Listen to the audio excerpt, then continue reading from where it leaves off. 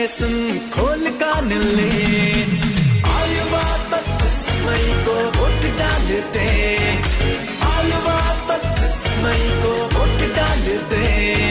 तो आइए हम सब युवा एकजुट होकर इस 25 मई वोट देकर अपने देश के भविष्य के लिए दें एक महत्वपूर्ण योगदान। मुख्य चुनाव निर्वाचन अधिकारी हरियाणा द्वारा जनहित में जारी। नमस्कार, ये आकाशवाणी चंडीगढ़ है। अब आप प्रतीका से प्रादेशिक समाचार सुनिए। पहले इस बुलेटिन के मुख्य समाचार। हरियाणा में चुनाव प्रचार थमा, अब किसी राजनीतिक दल को जनसभा करने की अनुमति नहीं होगी। हरियाणा के मुख्य निर्वाचन अधिकारी अनुराग अग्रवाल ने कहा कि हरियाणा में लोकसभा चुनाव और करनाल विधानसभा उपचुनाव के लिए 45,576 ईवीएम का प्रयोग होगा। प्रधानमंत्री और भारतीय जनता पार्टी के वरिष्ठ नेता नरेंद्र मोदी ने महेंद्रगढ़ के गांव पाली में विजय संकल्प रैली को संबोधित किया और कहा कि ये देश का प्रधानमंत्री चुनने का चुनाव है। और हरियाणा में आज चुनाव प्रचार के अंतिम दिन सभी राजनीतिक दलों ने अपनी पूरी ताकत झोंकी और मतदाताओं को अपने पक्ष में करने का प्रयास किया। अब समाचार विस्तार से। हरियाणा में आज कुछ देर पहले चुनाव प्रचार थम गया है। मुख्य निर्वाचन अधिकारी अनुराग अग्रवाल ने बताया कि मतदान से 48 घंटे पहले शाम 6 बजे मौन काल शुरू हो गया है। श्री अनुराग अग्रवाल ने कहा, साइलेंस पीरियड का मतलब है कि इस पीरियड में कोई मीटिंग, पब्लिक मीटिंग नहीं ऑर्गेनाइज करेगा। यदि करता है तो ऑर्गेनाइज करने वाला ही नहीं, बट उस मीटिंग में भाग लेने वाला भी जो कानून की धारा है उसके तहत दंड के पात्र होंगे। और जितने नेतागण उस कॉन्स्टिट्यूएंसी में वोटर नहीं है और उस कॉन्स्टिट्यूएंसी से बाहर के हैं, उनको उस कॉन्स्टिट्यूएंसी को छोड़कर अन्यत्र जाना हो।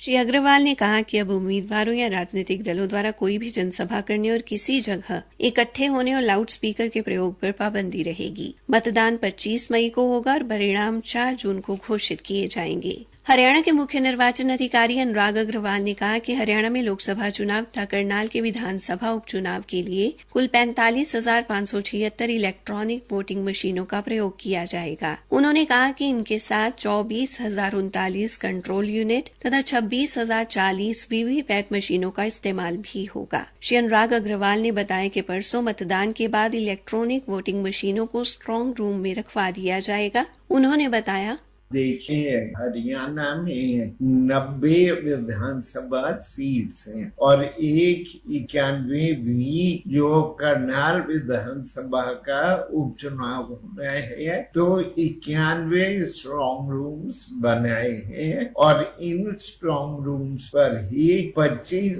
तारीख की शाम को आफ्टर पोलिंग ईवीएम्स आएंगी और उनको रखा जाएगा। मुख्य निर्वाचन अधिकारी ने कहा कि 25 मई को प्रदेश में कुल 2,76,768 पंजीकृत मतदाता अपने मताधिकार का प्रयोग करेंगे। उन्होंने बताया कि घर से ही वोट डालने के इच्छुक 85 वर्ष से अधिक आयु तथा दिव्यांग मतदाताओं में से लगभग सभी ने घर से मतदान कर दिया है। प्रधानमंत्री और भारतीय जनता पार्टी के वरिष्ठ नेता नरेंद्र मोदी ने आज हरियाणा के महेंद्रगढ़ के गांव पाली में भारतीय जनता पार्टी की विजय संकल्प रैली को संबोधित करते हुए इंडी गठबंधन को निशाने पर लिया। प्रधानमंत्री ने कहा कि इंडी गठबंधन के लोग कह रहे हैं कि हर साल भारत का प्रधानमंत्री नया होगा। इस तरह 5 साल में 5 प्रधानमंत्री होंगे तो देश कैसे चलेगा। श्री मोदी ने कहा कि ये देश का प्रधानमंत्री चुनने का चुनाव है। उन्होंने गठबंधन में शामिल दलों पर सांप्रदायिक, जातिवादी और परिवारवादी लोग होने का आरोप लगाया। श्री मोदी ने कहा कि देश की जनता उनके इरादे पहले ही जान चुकी है। प्रधानमंत्री ने कहा कि कांग्रेस ने वोट के लिए ही देश का विभाजन करवाया था।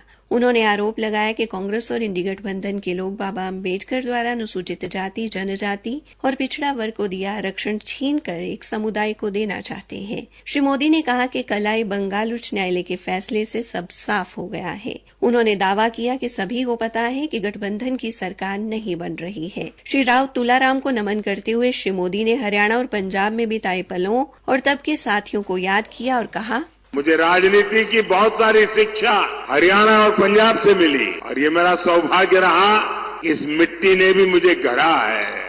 प्रधानमंत्री ने कहा कि हरियाणा आकर उनकी पुरानी यादें ताज़ा हो गई हैं। श्री मोदी ने राम मंदिर और अनुच्छेद 370 समाप्त करने जैसे फैसलों का विरोध करने के लिए भी कांग्रेस और विपक्षी दलों की आलोचना की। हरियाणा में हुए विकास का जिक्र करते हुए श्री मोदी ने कहा, आज मेरी भी गारंटी है कि हरियाणा का विकास हम रुकने नहीं देंगे, लेकिन इसके लिए 25 मई को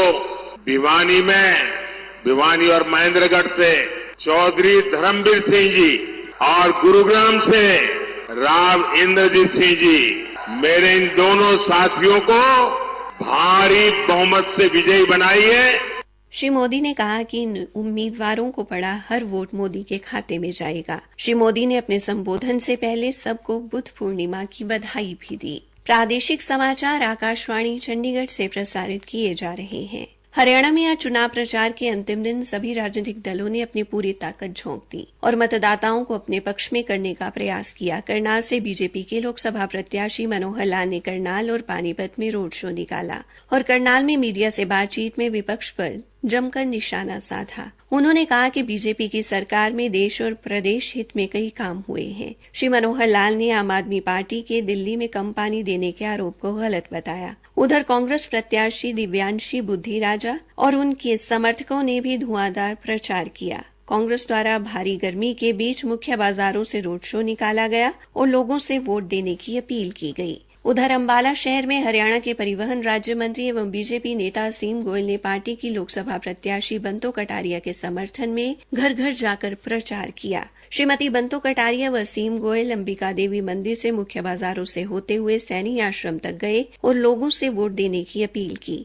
सैनी आश्रम में कांग्रेस से अलग होकर अपने पार्टी बनाने वाले विनोद शर्मा और अंबाला की महापौर शक्ति रानी शर्मा ने भी बंतो कटारिया को खुला समर्थन देने का ऐलान किया।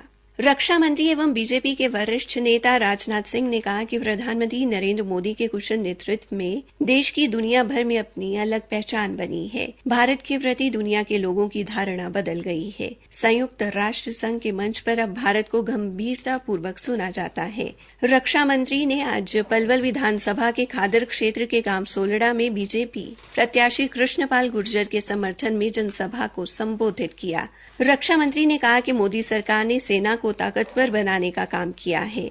कांग्रेस ने सेना के लिए ढांचागत सुविधाएं जैसे सड़क, बिजली, पानी तथा अन्य सामान नहीं दिया, लेकिन बीजेपी ने सेना को बुनियादी सुविधाएं देकर सेना के जवानों का मनोबल बढ़ाने का कार्य किया है। चीन और पाकिस्तान जब भी नापाक हरकत करता है तो सेना उनकी भाषा में मुंहतोड़ जवाब देती है। उन्होंने कहा कि आज पड़ोसी देश पाकिस्तान की हालत लगातार बदतर हो रही है, जबकि भारत दुनिया की 5वीं बड़ी आर्थिक शक्ति बन गया है। उन्होंने लोगों से परसों 25 मई को भारी मतों से बीजेपी प्रत्याशी कृष्णपाल गुर्जर को विजयी बनाने की अपील की। आज कुरुक्षेत्र में संत समुदाय ने आम आदमी पार्टी और इंडी गठबंधन के प्रत्याशी सुशील गुप्ता को कुरुक्षेत्र में हनुमत कथा के दौरान बाबा बागेश्वर धाम से धीरेन्द्र शास्त्री के विरुद्ध की गई टिप्पणियों के लिए माफी मांगने को कहा। संत समुदाय ने कहा कि अगर सुशील गुप्ता ने माफी नहीं मांगी तो वो सड़कों पर उतरेंगे। अंत में मुख्य समाचार एक बार फिर। हरियाणा में चुनाव प्रचार थमा, अब किसी राजनीतिक दल को सभा करने की अनुमति नहीं होगी। हरियाणा के मुख्य निर्वाचन अधिकारी अनुराग अग्रवाल ने कहा कि हरियाणा में लोकसभा चुनाव और करनाल विधानसभा उपचुनाव के लिए 45,576 ईवीएम का प्रयोग होगा। इसी के साथ ये समाचार बुलेटिन समाप्त हुआ।